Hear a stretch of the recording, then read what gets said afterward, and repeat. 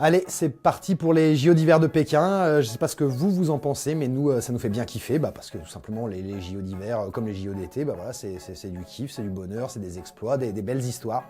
Ça, c'est pour la version officielle, c'est la petite musique. La réalité risque d'être clairement moins sexy sur le papier. Je parle pas de Covid, on sait qu'il est déjà là, mais il y a aussi et surtout le contexte politique très tendu entre la Chine d'un côté et les pays occidentaux de l'autre, notamment sur la question des droits humains et de la minorité ouïghour persécutée par le régime chinois.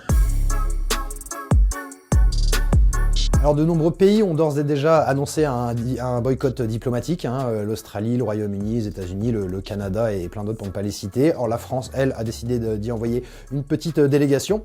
Mais ce qui est sûr, c'est que voilà, ces menaces de boycott n'ont pas du tout fait kiffer Xi Jinping, le grand raïs de l'Empire du Milieu. Le porte-parole du ministère des Affaires étrangères chinois a même déclaré sans trembler des mollets que voilà, ces frondeurs en paieraient inévitablement le prix de leurs mauvais coups. Ouh.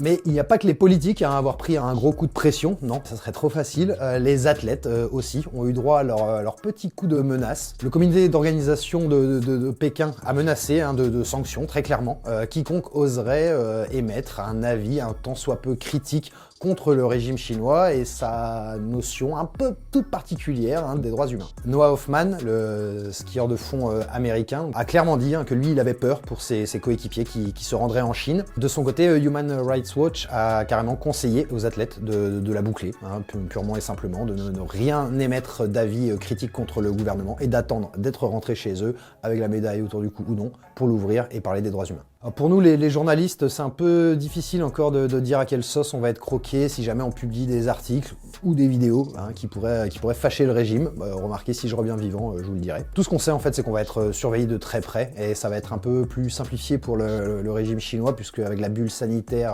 à cause du Covid hyper strict qui est mise en place autour des lieux de compétition, ça va être très simple pour les autorités chinoises de nous avoir à l'œil. Bon, faut dire que le Covid n'a pas que des mauvais côtés, alors, pas pour nous, mais plutôt pour le régime chinois, parce que voilà, ça lui a permis de sortir une application. Alors la voici, My 2022.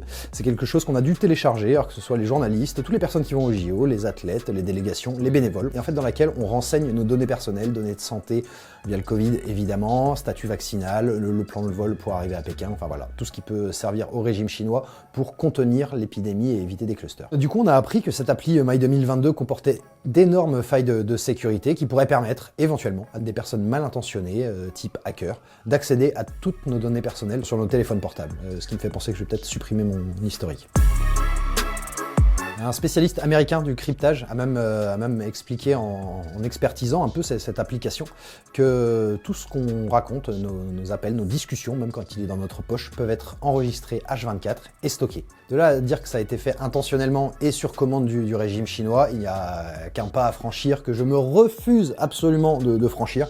Et ouais, c'est que j'ai envie de voir grandir mes gosses, moi. Il faut savoir que les délégations prennent la menace très au sérieux et la plupart ont conseillé à leurs athlètes en fait, d'utiliser tout simplement le moins possible leurs appareils connectés. Et voilà, le tableau est réjouissant, n'est-ce pas? Ça nous promet vraiment des jeux placés sous le signe de la bonne ambi. On a hâte d'y être, ou pas.